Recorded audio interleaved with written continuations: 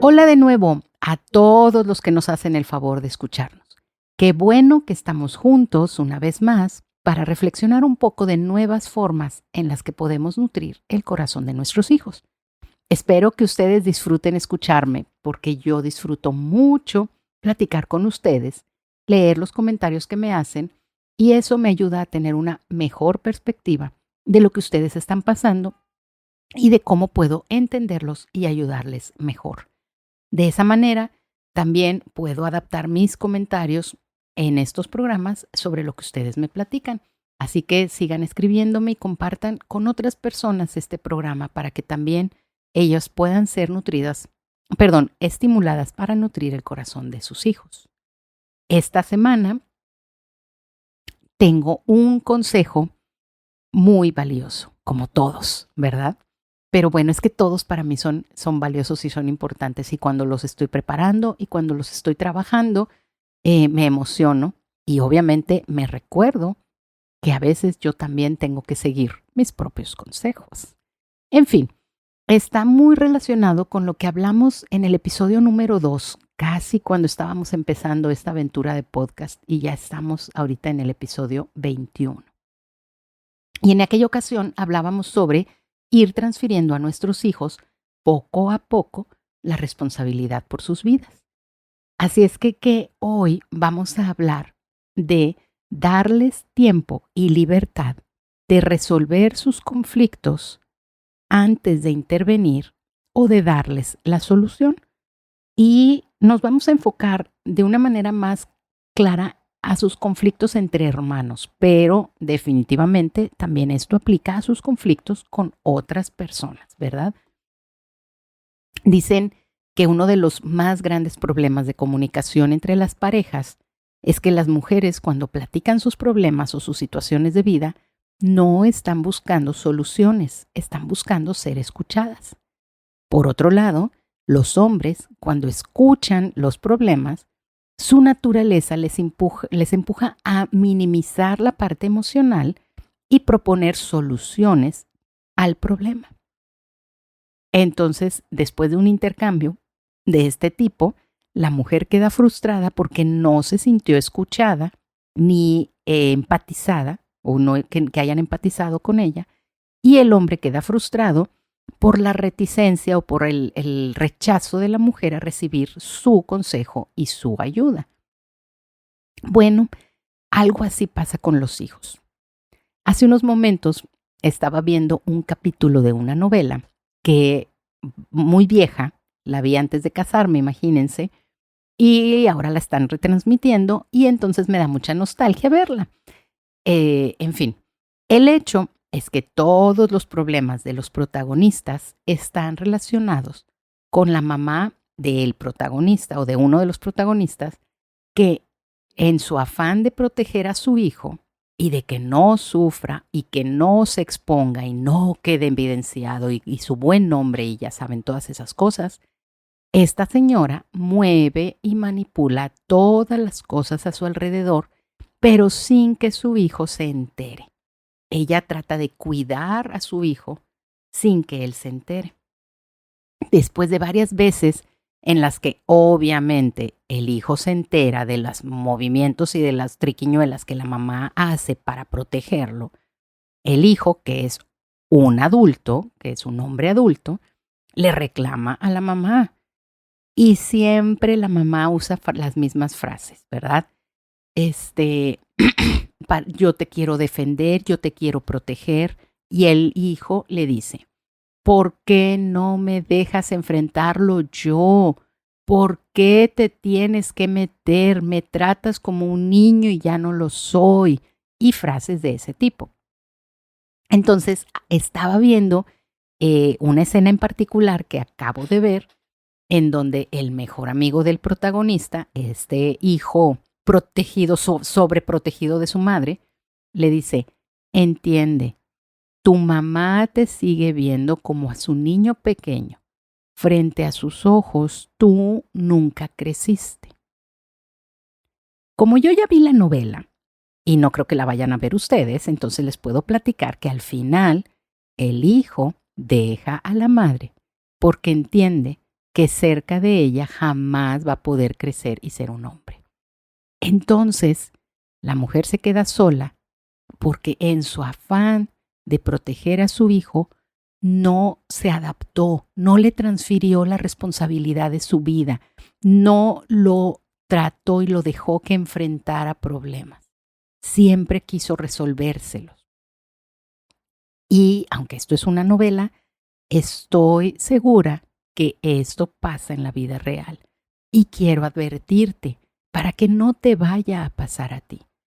Por esa razón, y sobre todo cuando van creciendo los hijos, es importante comenzar a escucharlos y poco a poco, en lugar de decirles qué hacer, ayudarlos con preguntas directivas, con preguntas de exploración, con estrategias que ellos puedan aplicar para resolver los problemas a los que se enfrentan. Más aún, hay veces en las que algunas mamás ni siquiera esperamos a que nos comenten o nos pregunten. Brincamos y nos metemos en una discusión entre hermanos o entre amigos o con los compañeros del equipo o hasta incluso con los novios, ¿verdad? Entramos y defendemos a nuestro hijo o a nuestra hija y tratamos de decirle a los otros y a cada quien lo que está haciendo mal y resolver y todo. Lo cierto es que desde pequeños es muy frecuente que los hijos nos asignen el papel de árbitro o de referee en sus pleitos. Obviamente, con la implicación de que ellos quieren que nos inclinemos a su lado. Pero más vale que entendamos desde ahorita, un árbitro jamás va a quedar bien con las dos partes. Al menos no va a quedar bien a la primera y no va a quedar bien de buenas, ¿verdad? De buena gana. O sea, si las dos partes están en problemas y están luchando, no puedes quedar bien con las dos. Y el problema con eso es que muchas veces asumimos el papel como si el ser referee o árbitro entre nuestros hijos fuera nuestro rol estelar. Y caemos en la trampa de que siempre tenemos que intervenir y siempre tenemos que dar nosotros la palabra final en el asunto. Ese es un error y lo tengo que decir y lo quiero decir bien claro. No siempre tenemos que intervenir porque no siempre es conveniente que les hagamos la tarea. Ellos tienen que enfrentar y tienen que aprender a resolver. Alguna vez, hace pocos años, porque ya mis hijos estaban grandes, vi una imagen que me pareció, lo más tierno y simple de las formas de resolver un pleito entre hermanos. Y entonces era una camisa playera de esas que venden en todos los colores habidos y por haber, de talla de adulto, probablemente una XL o 2XL, no me acuerdo, y la camisa tenía una leyenda que decía la playera de la reconciliación. Y entonces en esta foto están dos niños chiquitos, tal vez de unos 4 o 5 años, ambos metidos en la misma playera. Y entonces la playera obviamente les llegaba hasta los talones. Tenían que estar juntos dentro de la playera. Tenían que ponerse de acuerdo con respecto a dónde iban y qué hacían y qué agarraban, porque solo podían sacar un brazo cada uno por uno de los lados de la playera. Compartían el cuello, así es que los dos sacaban la cabeza por el mismo cuello. Si se estiraban de más, se lastimaban. Realmente me hubiera encantado aplicarles eso a mis hijos más de una vez, pero cuando la vi ya era demasiado tarde. Nosotros lo que hacíamos era enviarlos juntos a una recámara y decirles que no podían salir hasta que hablaran y definieran lo que había pasado. Cada uno de ellos nos tenía que decir lo que él hizo mal y cómo lo iba a solucionar, porque siempre, cuando hay un pleito, los dos tienen una parte de responsabilidad. En el caso de mis dos hijos mayores, por lo general, y esto ya es cosa de personalidades, ¿verdad? La mayor convencía a Caleb, Annie en este caso convencía a Caleb de que todo era culpa de él y que él tenía que ceder.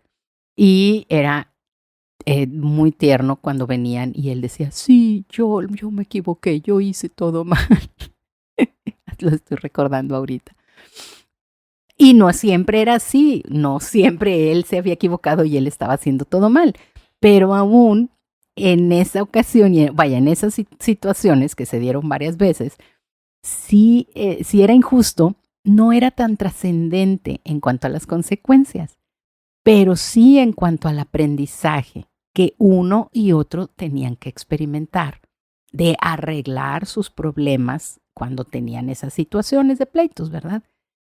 Crecieron y Caleb ya no se dejó y Annie tuvo que aprender otras técnicas de negociación y definitivamente aprendieron ambos a reconocer.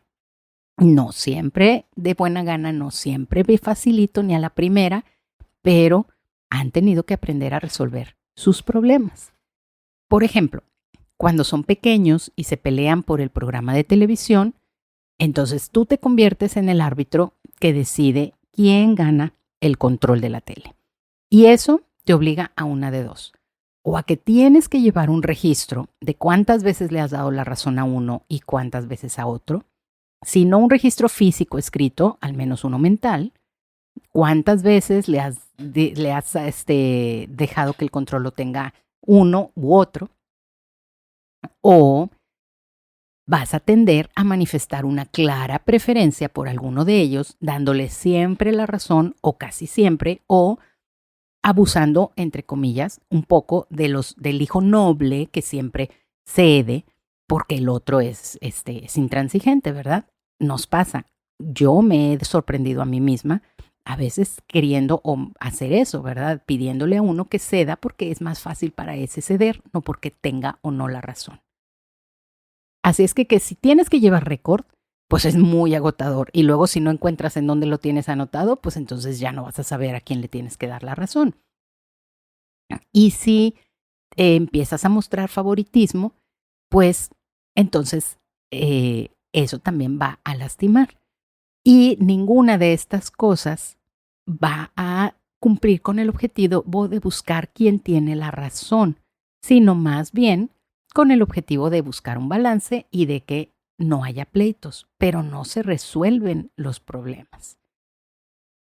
Entonces, en lugar de eso, puedes optar por decir una de dos opciones. Así le hacía a mi esposo. Si hay problemas con la tele se apaga el resto del día. Y él era así, se apaga y todos se van y asunto arreglado. No quiero saber quién tenía la razón y quién no. La tele es el problema, la tele desaparece. O la opción no tan drástica. Decirles, mientras ustedes no se pongan de acuerdo, la tele se apaga. Y ambos pierden la oportunidad de ver lo que quieren. Realmente te va a sorprender lo rápido que van a aprender a negociar y a ponerse de acuerdo con tal de volver a prender la tele. Y lo mismo aplica en todas las etapas de la vida. Actualmente con mis hijos ya jóvenes adultos, por ejemplo, era el uso del Netflix. Cuando estuvimos en la pandemia, de repente era, mamá, tienes que agrandar la suscripción de usuarios de Netflix porque lo queremos ver al mismo tiempo, entonces necesitas agrandar a más usuarios. Yo dije, espérenme, no señores, no me interesa a mí tener a cada uno de mis hijos en un cuarto diferente viendo diferentes programas con tal de que no haya pleitos. No, la solución es ponerse de acuerdo, es escucharse, negociar, conceder y aprender a buscar programas que les gusten en común y cosas que cuando están juntos puedan disfrutar de hacer juntos. Así es que la suscripción de Netflix no se aumenta y las cosas se solucionaron, ¿verdad? De una o de otra forma. De ninguna forma estoy diciendo que si se están golpeando, que si se están lastimando, que si se están poniendo en riesgo, no intervengas. No es una filosofía de déjalos que se maten. Tal vez va a haber ocasiones en las que sí vas a tener que intervenir y actuar como referee entre hermanos, pero la invitación, el mensaje es, estas deben de ser las más escasas y deben de ir siendo menos conforme los hijos van creciendo. De lo contrario, el mensaje que tú le estás transmitiendo a tus hijos es algo como tú solo no puedes, yo tengo que intervenir, yo tengo que resolverlo. Para que las cosas funcionen, yo soy la que tiene que decidir. Y créame, a la larga, ese es un mensaje tan poderoso que en lugar de nutrir la relación y el corazón de tu hijo, lo está minando. Así es que el objetivo es pasar de ser un referee a ser un consejero, a tener que intervenir, en lugar de intervenir con gritos y manoteos y separarlos y todo, poder sentarse a platicar frente a frente, a lo mejor con una bebida, a lo mejor con algo de botana o alguna cosa que ponga un ambiente más relajado, escucharlos y dirigirlos con base en la mayor información posible y en la mejor perspectiva que ambos puedan tener para tomar las mejores decisiones en función de solucionar la disputa, el pleito o lo que sea que les está incomodando. Si tú no trabajas en nutrir su autoestima de esta manera y los vas enseñando a enfrentar y a resolver los problemas propios de cada etapa, al ratito los vas a tener llamándote para que les ayudes a resolver los problemas con sus esposas o esposos, esperando que tú vayas a resolvérselos y que tú le digas a la contraparte en qué está mal y cómo debe de tratar a tu niño de mamá. Y no creo que esa sea el futuro que tú quieres para tus hijos. Esta situación me hace pensar en la historia de Jacob y Esaú y cómo su madre intervino demasiado en esa relación de hermanos gemelos que debió haber sido de amor y no lo fue. Desde el capítulo 25 de Génesis vemos cómo hubo preferencia de los padres desde el día que esos gemelos nacieron. Ya me imagino cada vez que los hijos se peleaban los padres. Y en lugar de que ellos dejaran que estos dos hermanos, que además de hermanos eran gemelos, desarrollaran su relación personal, los papás se la pasaban interviniendo. Pero en el capítulo 27 es donde viene la descripción más clara de la situación, de las muchas que seguramente vivieron, de cómo la intervención de la madre para arreglar los problemas causó más dolor y más separación. Desde el principio, ella intervino en maquinar, fíjense nada más que triste, en contra de su hijo mayor y de su esposo, porque obviamente el esposo prefería al hijo mayor y ella prefería y consecuentaba al hijo menor. Entonces ella maquina para robarle la bendición de la primogenitura a su hijo mayor y engañar al papá. Y cuando todo esto explota y queda descubierto, ella, asustada de las consecuencias y obviamente sin querer enfrentar el problema, le aconseja a su hijo Jacob, el menor al que ella consecuentaba, que por cierto era menor como por 5 minutos, ¿verdad? Digo, eran gemelos. Le aconseja a huir en lugar de enfrentar. En lugar de dar la cara y de asumir su responsabilidad y de resolver todo el lío que habían creado, el consejo es huye. Bueno, esa decisión y ese consejo les roba a ambos hermanos muchos años de haber podido disfrutar de su relación, de ver a sus familias crecer juntas. Ya sé que los planes de Dios era que ambos fueran dos grandes naciones, que una sirviera a la otra y todo, pero el plan de Dios no hablaba y definitivamente no implicaba una mala relación entre ellos durante toda su etapa de crecimiento. Esa jamás va a ser la voluntad de Dios. Desde hace más de 15 años, Dios me ha dado el privilegio de trabajar para mi hermano menor. Yo soy algo así como que su secretaria administradora de los negocios que él maneja y trato de servirle lo mejor que puedo. Él es mi patrón, él firma mis cheques, así es que yo a él tengo que pedirle permisos, consultarle lo que hago en la oficina y también él se ha convertido en un excelente consejero personal y un apoyo muy fuerte para mí. Pero él es mi hermano menor. Sin embargo, en la oficina, él es mi jefe. Él manda y yo me someto a su autoridad. Y esto jamás ha afectado nuestra relación familiar. En la oficina yo le muestro respeto, me someto a su autoridad, como les decía, a su dirección. Y en casa de mi padre, bueno, somos hermanos. Y bueno, yo sé que ya no se nota que yo soy la mayor, así es que pues simplemente disfrutamos de ser hermanos, ya no hay jerarquías y bueno, no hablamos de trabajo en la casa familiar, ¿verdad? Hablar de este tema también me hace recordar una constante que se presentó a lo largo de los años en la vida de mis hijos, de los tres. Una situación constante que obviamente iba cambiando, pero pudimos reconocer un patrón. Como ya les he comentado, el orden de nacimiento de mis hijos nació Annie, luego 2 años y 9 meses después nació Caleb y luego casi 2 años exactitos nació Amanda. Así que por la combinación de esos factores, la diferencia que tienen en edades y que el hombre está en medio de las dos mujeres, durante sus años de crecimiento se dio un fenómeno muy interesante. Al principio, después de que llegó Amanda, ¿verdad? Que ya estaban los tres juntos, Amanda y Annie se llevan 5 años. Entonces, digamos que al principio, pues Caleb y Annie estaban totalmente separados de Amanda porque Amanda era un bebé que no hacía y que no interactuaba mucho con ellos. Conforme Amanda fue creciendo, entonces empezó esta cantaleta de llévate a Amanda, nos está tirando los juguetes, nos está rompiendo lo que hacemos, no nos deja jugar, llévate a Amanda. Y ese tipo de frases de parte de los niños. Total, bueno, fue pasando el tiempo, siguieron creciendo y entonces Annie comenzó digamos, a separarse un poquito más de sus hermanos ya en la primaria mayor.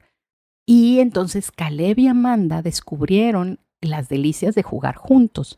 Y créanme, eran un dúo dinamita. Jugaban, se entendían súper bien. Y entonces las cantaletas eran: es que Annie es muy sangrona, se siente muy grande. Mamá, dile a Annie que se vaya, nos está molestando. Porque luego también Annie, al sentirse grande, pues ella quería dominar los juegos. Y los otros dos se hallaban muy bien entre ellos y entonces no querían tener a Annie ahí con ellos. Sigue pasando el tiempo, siguen creciendo, se vuelven a hacer ahí adaptaciones propias de los cambios y de la edad. Y Annie y Amanda comienzan a compartir su cuarto y comienzan a acercarse, a identificarse más. Las dos eran mujeres, convivían más. Y entonces la cantaleta era: es que llévate a Caleb de aquí, Caleb es muy tosco, Caleb nos lastima, no nos deja jugar solas, etcétera, etcétera.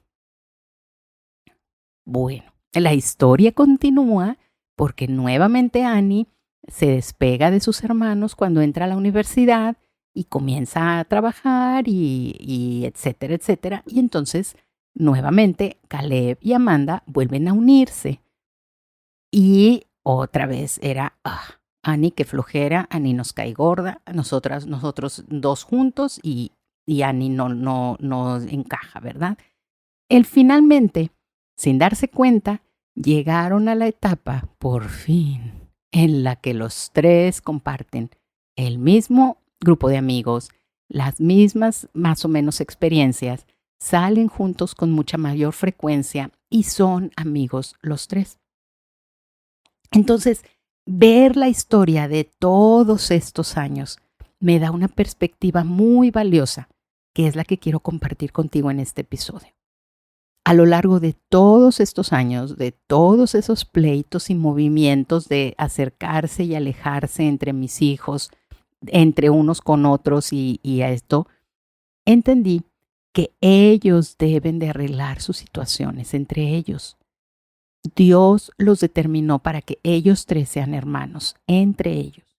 Y ese vínculo deben de alimentarlo y fortalecerlo ellos. Ahora, Annie está casada.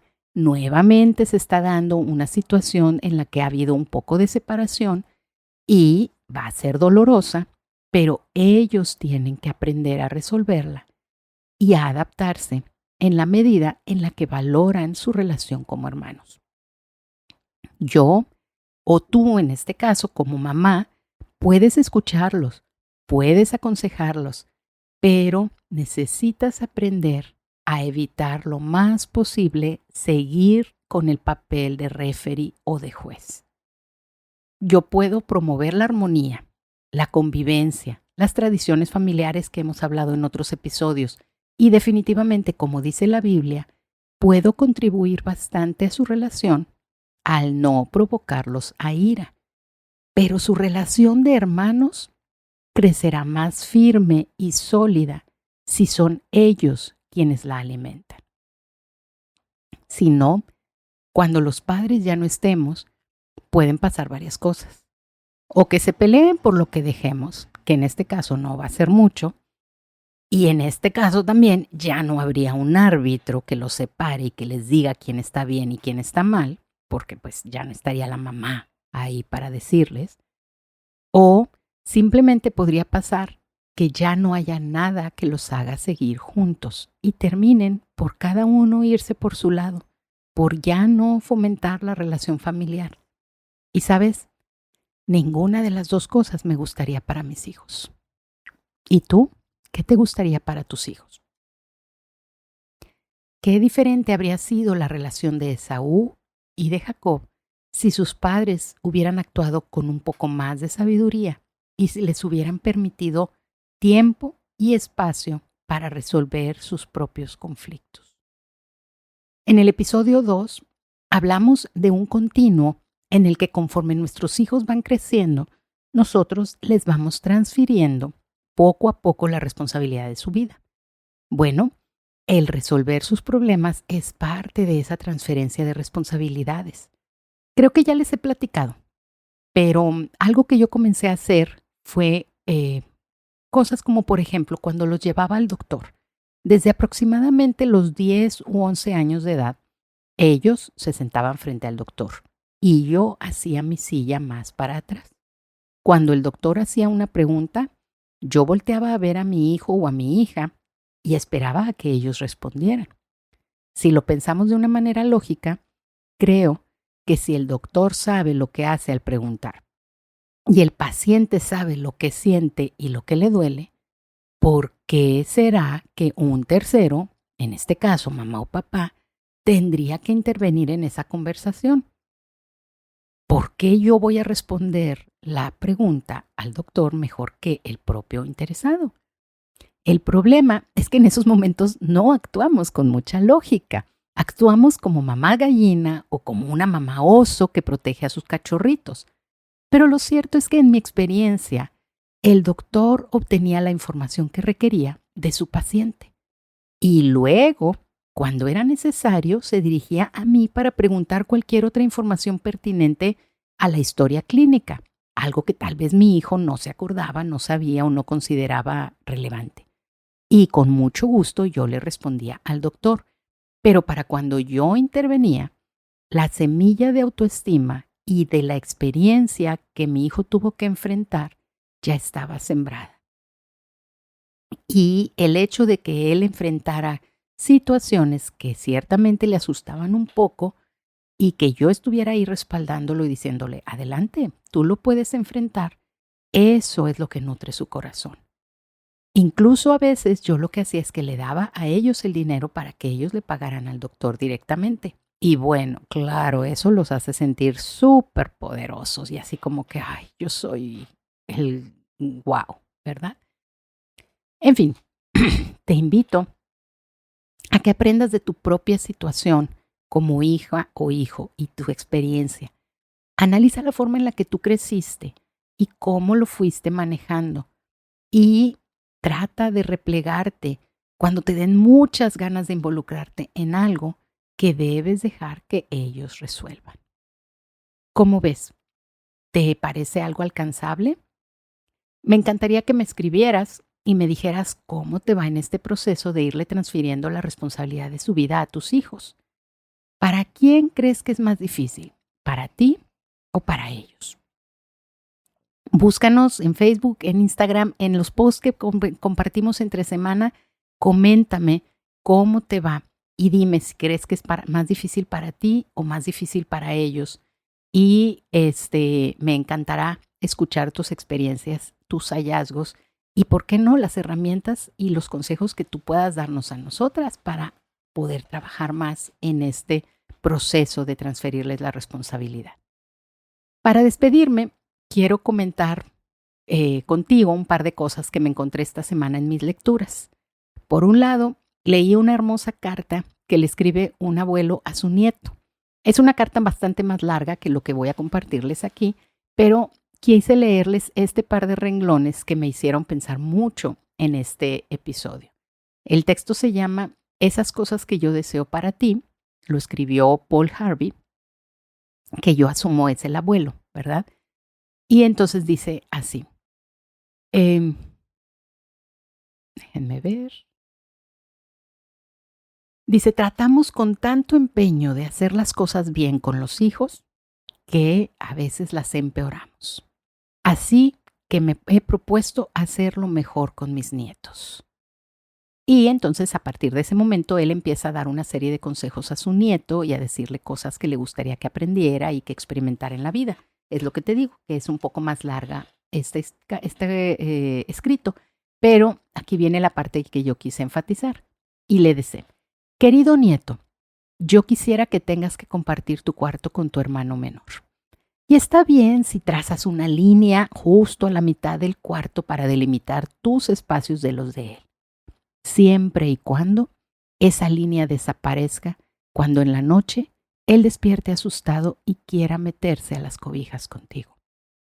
Y cuando tú quieras ver tu película favorita y él quiera ver contigo un video de canciones infantiles, espero que decidas cantar junto con él esas canciones tan tontas que ver una película tú solo y saber que tu hermano está en la otra habitación triste. Sigue avanzando la carta que le escribe este abuelo y termina con estas palabras. Deseo para ti tiempos difíciles y disgustos, trabajo duro y felicidad.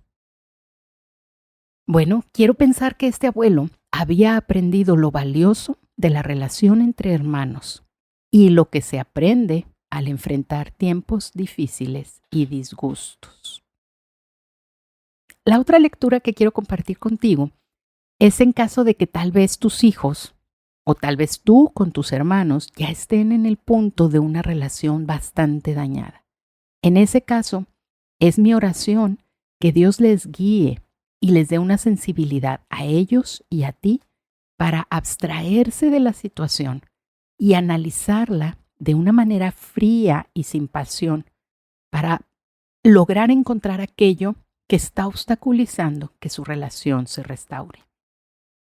Y en función de eso, te comparto 3 principios valiosos que encontré en el libro La crianza de los hijos, de sobrevivir a prosperar, que escribió el doctor Charles Swindoll. Un libro que hace muchos años que él escribió y yo leí y me sirvió mucho. Y entonces estos 3 principios dicen, el número 1, dice, las relaciones fracturadas están en camino de sanar cuando estamos dispuestos a oír y admitir la verdad. Y dice eso muy claramente, obviamente lo desarrolla, pero ese es el chiste. Si yo quiero restaurar una relación, tengo que estar dispuesta a oír y admitir la verdad, que a veces la verdad no es necesariamente mi verdad o mi versión o mi perspectiva de las cosas. Número 2, dice, la reconciliación continúa teniendo lugar conforme dejemos de controlar y manipular a los demás. Entonces, la primera cosa es que tengo que oír y admitir la verdad, y la segunda es que tengo que reconocer que a veces quiero controlar y manipular a los demás, y eso no abona para que mi relación se restablezca o se recupere. Y el último principio es: el alivio finalmente viene cuando dejamos a un lado todo resentimiento y nos concentramos en aceptar nuestra responsabilidad para mejorar la relación. El resentimiento siempre tiene que ver con lo que el otro hizo o no hizo. Pero la clave, dice aquí el doctor Swindoll, el alivio viene cuando dejo yo de pensar en lo que el otro hizo o no hizo y me concentro en lo que yo puedo hacer o dejar de hacer para restaurar esa relación que me importa tanto. Estos 3 principios suenan muy simples, pero son muy complejos y requieren de mucha madurez y deseo de resolver las cosas. Pero también estos 3 principios a mí me suenan a una gran esperanza. Esperanza de que sí hay una manera de poder mejorar la relación con tus hermanos o la relación de tus hijos entre sí, que es una de las más valiosas y largas relaciones que tienen los seres humanos en toda su vida. Bueno, el cuidar y promover la relación entre los hermanos es una forma muy buena de nutrir el corazón de nuestros hijos. Definitivamente no es un reto para cumplir en una semana. No hay una tarea que se pueda encargar hoy y que la podamos evaluar la próxima semana. Pero sí te invito a que comiences a hacer los ajustes mentales que poco a poco te dejen ayudar o te dejen renunciar a tu papel de referee y te conviertas más bien en una promotora de que ellos vayan invirtiendo en construir esa relación. La próxima semana estaremos hablando de la importancia de que ellos vean cómo es tu vida devocional y que abras una ventana a tu relación personal con Dios. Así que hasta la próxima semana nos escuchamos. Me encantó estar contigo. Dios te bendiga. Y recuerda que al trabajar en nutrir el corazón de tus hijos, siempre, siempre tendrás una gran recompensa.